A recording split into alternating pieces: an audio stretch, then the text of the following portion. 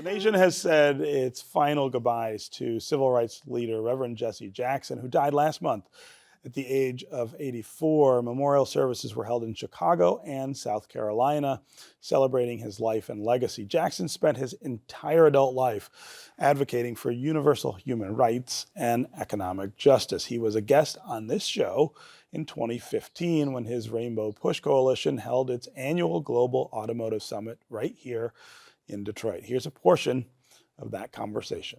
This is a wonderful program.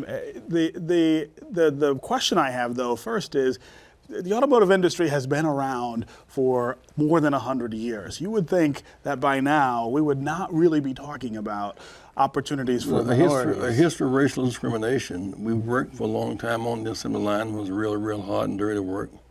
We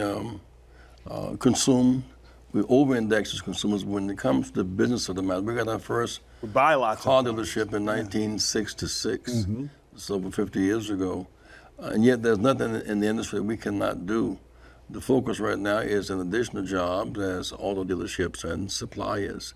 And then there is legal and administrative and advertising and marketing, a whole range of stuff. Yeah. And so we are really indexing far beneath our capacity in the industry. And so what we did, Mercedes-Benz, for example, Mercedes-Benz 360 dealerships, 6 African American. We indexed around 25%. Yeah. VW, you know, about the same. So it's global because we've had to take delegations led by Mr. John Graves and others to Japan to meet with Honda, the Nissan, and Toyota. We have to go to Germany to meet with VW and Mercedes-Benz and line up what is happening with VW because the violation of the law by VW is a big deal to everybody. Sure.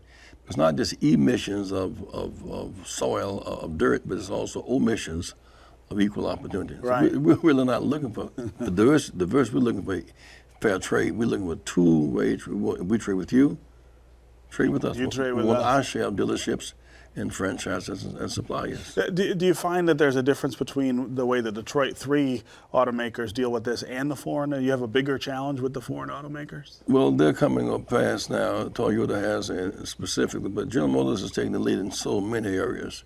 When Leon Sullivan was put on the board some years ago, they led the drive for affirmative action. GM led the drive to get us out of South Africa still on conditions that made sense.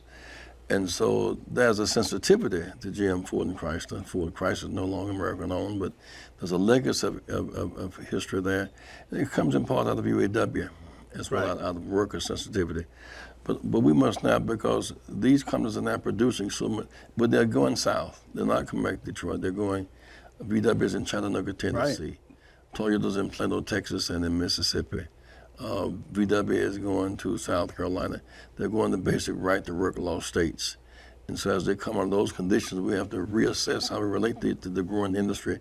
Because once the civil rights barriers came down and bridges were built, then these industries began to go south. And with that comes a whole new economic agenda. It's different. It's different. It's still different for African Americans. Opportunity is still different in those states. Particularly beyond the working on the basic assembly line, and those are good jobs, by the way. But beyond that, we have the right to be dealers, and in proportion to our investment, dealers and franchises, then even high tech has become such a big deal. You can't drive these cars now without not having a great sense of technology.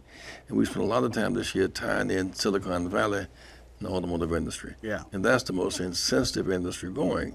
You would think, since it's so relative, Silicon Valley. Since it's so relatively new, it would be much better, but it's not. 189 board members, 36 white women board members, 3 blacks and 1 Latino. In the C-suites, 360, 3 blacks, 1 Latino. Wow. Board members, Apple has 0, Facebook 0. That's changing now because HP now put on 4 black board members last week, and Apple now has put on Jim Bell on their board. So we're fighting to get board positions in C-suites, but also to get STEM education to our children, to get for young boys and young girls. We have a tech center at Rainbow Push in Chicago. We want 1,000 churches. We use some of that empty, unused Sunday school space. We can teach children the apps, codes, and financial literacy and marketing. And that's where it starts. I mean, they have got to be up on those things just to compete for any job. Which they can do because we don't have a talent deficit. Right. It's an opportunity deficit. There's nothing we cannot do. I think every time I think about the automotive industry, the most sensitive job in the whole industry, the designer, the chief designer in the world is Ed Wilburn. Mm-hmm. Right. In the whole world, every GM, he sits at a desk every day and looks at 6 continents, and he has to pass on every design. He grew up in the South, went to Howard University, learned his art, his form, but we don't see that face of the auto industry.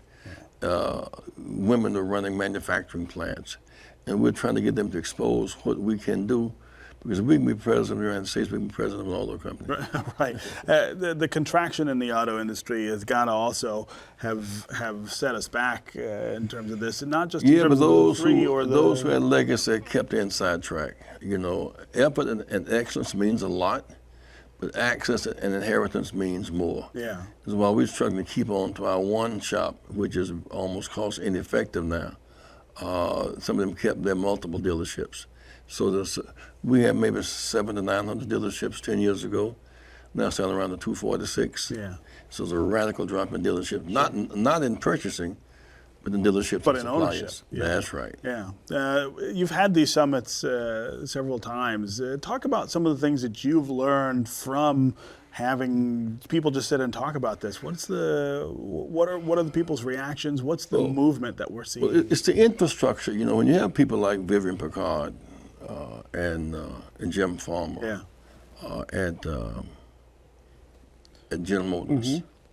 Mm-hmm. Their sensitivity they have direct access to Mary Barra. Right. That's a big deal. They're not just fronting; they're really representing. We've learned that having access matters to the highest levels. Yeah. Because when you leave out blacks and browns, you're leaving out what? Market, money, talent, location, and growth. So you're not just doing us a favor when your inclusion leads to growth. When there's growth, everybody wins. Everybody makes more money, sure. So we're over-indexing, but it's like a one-eye quarterback. You just can't see the field. You can't see the opportunities unless, it seems, ironically, some of the foreign companies have come in, they've seen the market more clearly than the historical companies. They've seen us through the lens of historical race. Sure.